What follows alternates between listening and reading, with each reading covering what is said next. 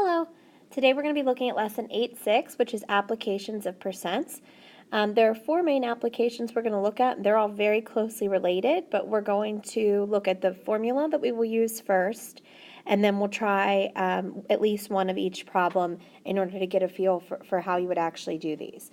So first and foremost, you need to understand that application 1 is commission, and commission is a fee paid to a person who makes a sale. So typically, a salesperson could earn as incentive to make a sale a percentage of the sale. Sometimes they are commission only. Sometimes they earn a salary on top of that. And so we have to pay attention to the question. Sometimes we will only be asked to find their commission. Sometimes we will be asked to find their total earnings. So we'll pay attention to how each one is worded. So the formula for commission is going to be the commission rate. So we'll write that here, commission rate,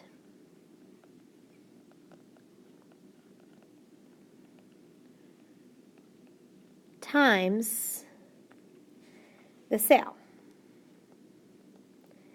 And so we think back to each piece of this problem, and commission itself is going to be the money that the person earns. So I'm going to put money earned, just so we remember that.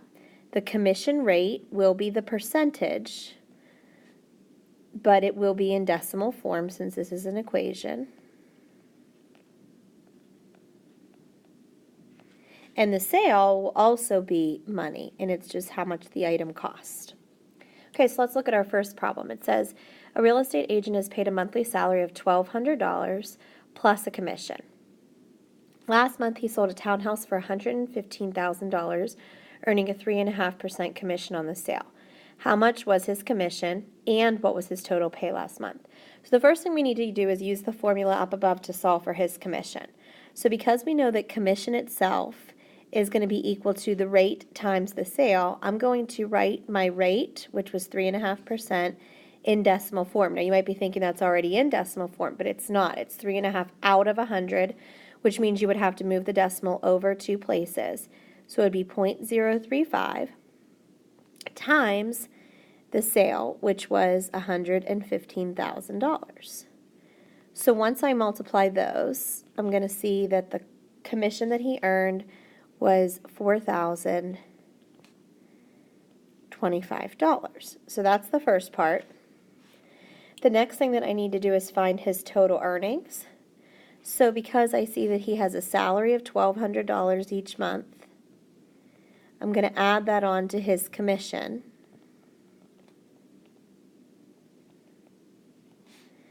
And that's going to give me a grand total of $5,225.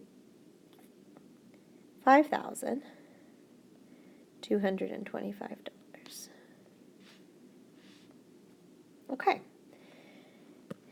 In the next problem, also commission, this one is actually asking for an inequality. So let's read through it and see what it says. So a furniture salesman earns $2,000 per month plus a commission that is 6% of the selling price of each item sold. The salesman wants to earn more than $60,000 this year. Write and solve an inequality that represents the selling price of all the jewelry that the salesman sells throughout the year. Okay, so, or it should say furniture, sorry about that.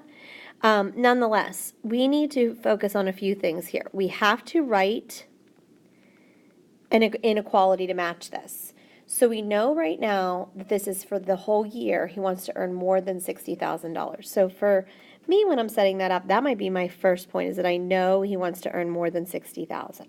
The other thing I know is he's earning $2,000, but that's per month.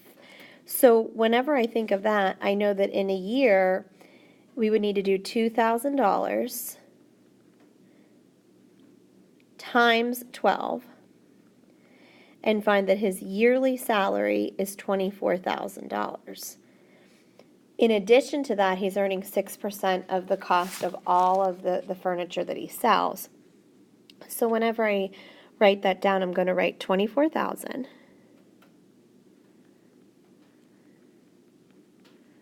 plus 6% of the selling price, which in decimal form would be 0.06. We don't know the selling price of the furniture, so that's our unknown X. And again, the part that we knew right away is that he wants to earn more than $60,000. So this right here is our inequality. Now we need to go step by step through and solve the inequality to see how much furniture he sold. So we would start by subtracting the $24,000, because remember our goal is isolating the variable just like it always is. And we would get 0.06x is greater than 36,000. Now we divide by 0.06 on both sides, and we get an answer of x is greater than $600,000 as a final answer. And what that would mean is he needs to sell more than $600,000 worth of furniture in order to reach his year-end goal. Okay, the next application we're going to look at is sales tax. And sales tax, we can look at the formula and then the example. So sales tax formula is very similar to commission, just slightly different. So for the formula, we're going to say that sales tax is equal to the tax rate, which can change from place to place, times the sale. So again, the sales tax itself is the additional money that you owe. The tax rate is the percent, but that's in decimal form.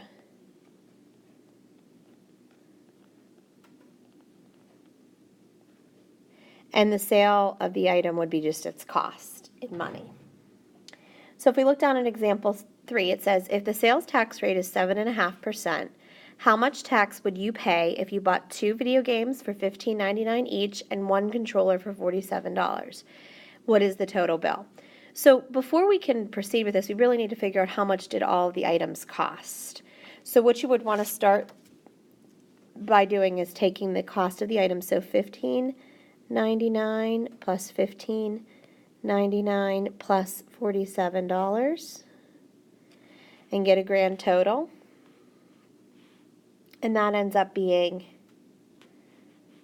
I'll have to put it up here,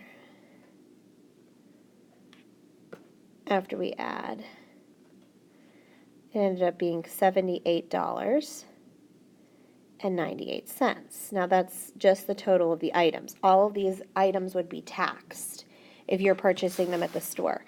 So remember, tax is equal to the tax rate times the sale. So I'm looking for tax, so that's my unknown variable, but it's going to be equal to the rate in decimal form, which would be 0.075, times the sale, or the cost of the items, which in this case was a grand total of $78.98. So now I can find the tax by doing that decimal 0.078 times $78.98, and to the nearest cent I get $5.92. Now the question asks what the total bill is. So to find the total, I would need to go back, take the total of the merchandise, $78.98, add that onto the tax, $5.92, and get a grand total of $84.90. Okay. The next application we're going to look at is withholding tax. So if we take a look at withholding tax, it says withholding tax is a tax deducted from a person's earnings as an advance payment of income tax. So this is the amount that comes out of your paycheck each month. And the formula for withholding tax is going to be the tax rate again, but this time it's times the earnings. So the tax itself is money.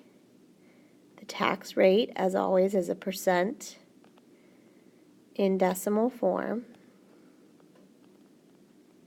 And the earnings are also money, but of course this is the money that a person earns. So in example 4 it says, Jane earns $2,400 monthly. Of that, $300 is withheld for Social Security and Medicare. What percent of Jane's earnings are withheld?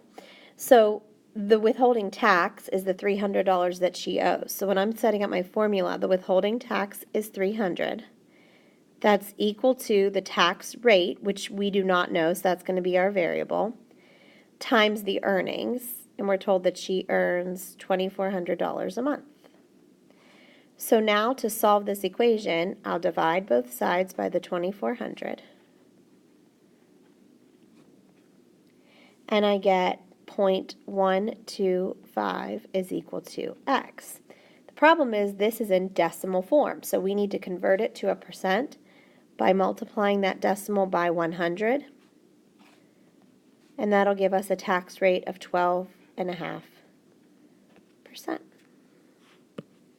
The last application is probably an application that you're all very familiar with, and that's TIP. So TIP is also calculated by taking a rate. In this case, we'll call it tip rate, usually the customer's choice, times the total bill. So tip is an amount of money given to someone as a reward of their services. And so the tip itself, of course, is money. The tip rate is a percent